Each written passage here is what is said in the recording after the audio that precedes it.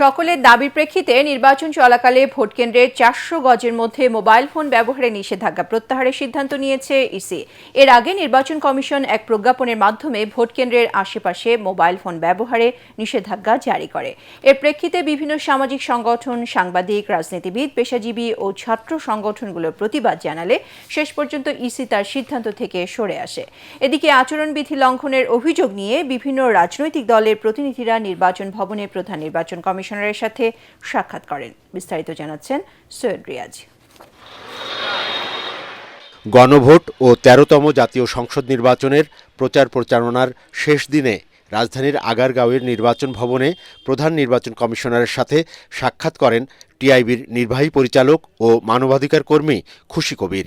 পরে সাংবাদিকদের তারা বলেন, দেশের আদিবাসী ও সংখ্যালঘু সহ নারী ভোটাররা নির্বাচনকালীন সময়ে ঝুঁকির মধ্যে আছে। যে সমস্ত মানুষগুলো প্রান্তিক অবস্থায় আছে বা দুর্বল অবস্থায় আছে, বিশেষ করে যারা প্রতিবন্ধী, তাদের বিভিন্ন ধরনের ঝুঁকির সম্মুখীন। এইগুলো নিয়ে আমরা আলোচনা করতে চাচ্ছিলাম যে কিভাবে এটা কাটানো যায়, কিভাবে মানুষ যেন ভোট দিতে পারে। নির্বাচনে অংশগ্রহণকারী রাজনৈতিক দলগুলোর মধ্যে জামায়াত নেতৃত্বাধীন ১১ দলীয় নির্বাচনী জোট, ইসলামী আন্দোলন ও স্বতন্ত্র প্রার্থীদের প্রতিনিধিরাও প্রধান নির্বাচন কমিশনারের সাথে সাক্ষাৎ করে বিভিন্ন আসনের অসঙ্গতিগুলো তুলে ধরেন। যে সমস্ত আসনগুলো নিয়ে বা যে সমস্ত এলাকাগুলো নিয়ে আশঙ্কা আছে যে বড় আকারে কিছু হতে পারে, সেই সমস্ত ব্যাপারে বিশেষ নজরদারির কথা আমরা বলেছি।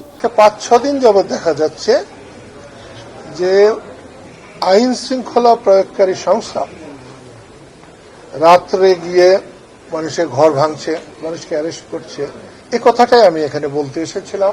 মানুষের মধ্যে এখনো যেটা আশঙ্কা রয়েছে আইন শৃঙ্খলা পরিস্থিতির ব্যাপার, সামনে তো যে 2টা দিন আছে, এই সময়টাতে আইন শৃঙ্খলা রক্ষাকারী বাহিনী কতটুকু নিয়ন্ত্রণ করতে পারবে, এটা আমাদের যথেষ্ট শঙ্কা রয়েছে। এর আগে সাদিক কাইয়ুমের নেতৃত্বে ঢাকা বিশ্ববিদ্যালয় কেন্দ্রীয় ছাত্র সংসদ ডাকসুর একটি প্রতিনিধি দল প্রধান নির্বাচন কমিশনারের সাথে সাক্ষাৎ করেন। ইতিমধ্যে যে বিএনসিসির কে বাতিল করা হয়েছে, সেটা যেন আবার নতুনভাবে সিদ্ধান্তটা পরিবর্তন করা হয়। পরে ইসি সচিব জানান, ভোট কেন্দ্রে মোবাইল ব্যবহার করা যাবে না এমন সিদ্ধান্ত থেকে সরে এসেছে নির্বাচন কমিশন।